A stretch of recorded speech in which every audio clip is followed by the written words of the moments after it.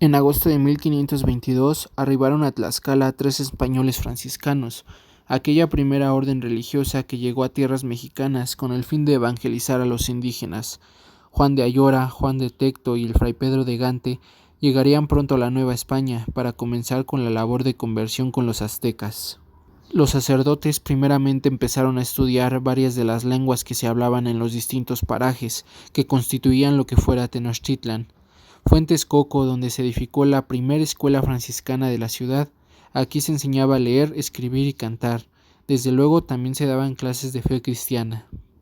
Para junio de 1524 llegaron al país otros 12 miembros de la Orden de San Francisco. Como ya eran varios, los frailes optaron por levantar una pequeña casa muy cerca de la Plaza Mayor.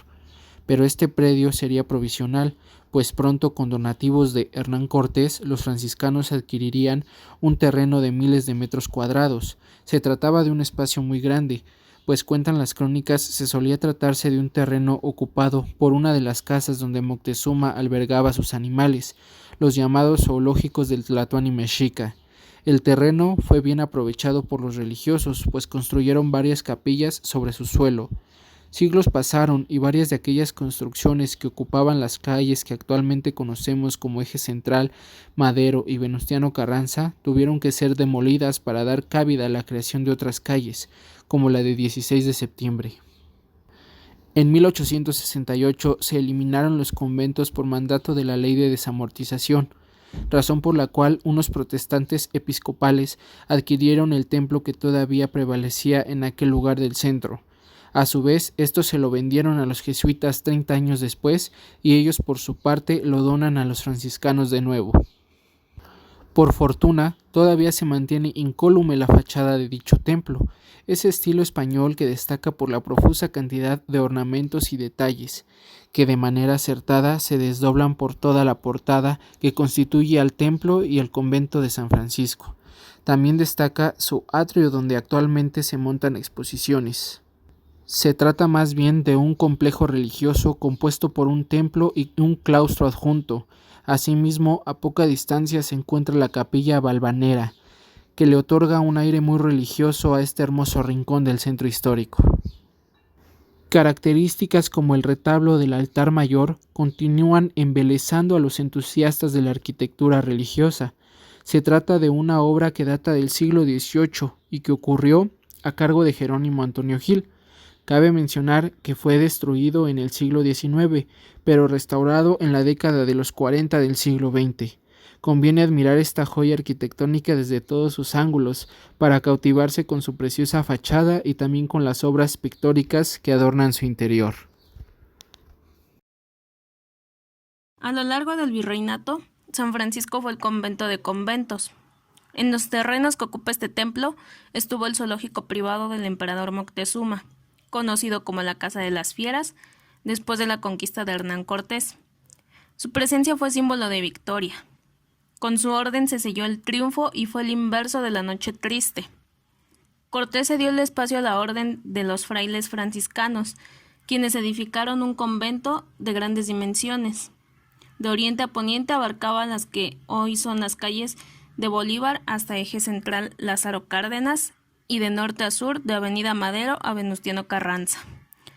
Este convento fue el primero y más grande de su género en la capital y llegó a ocupar casi 33,000 metros cuadrados. Sus intrépidos monjes lograron fundirse entre los indígenas, evangelizarlos, latinizarlos e incluso recopilar la historia de sus costumbres.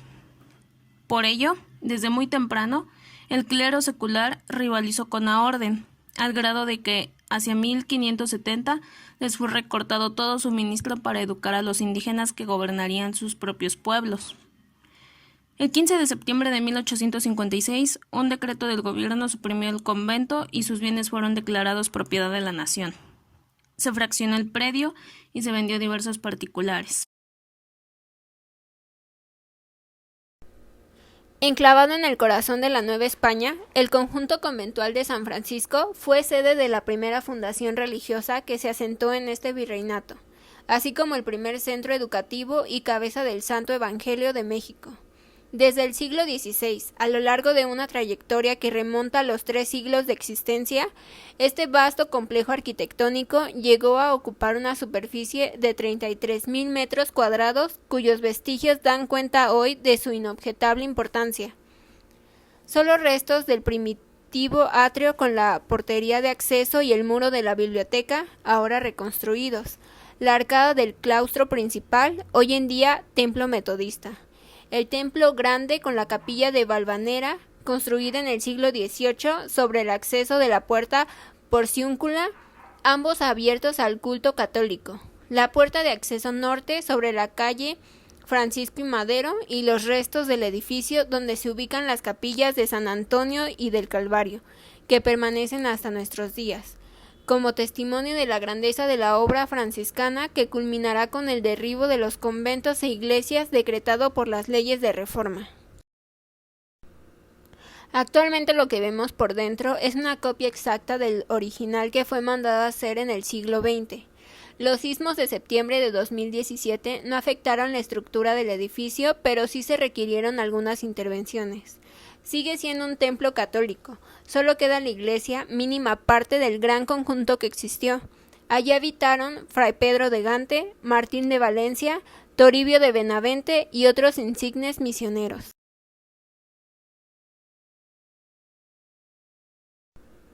Hoy podemos observar la portada lateral del templo con acabados del estilo churrigueresco, así como una sola arcada que formaba parte del claustro.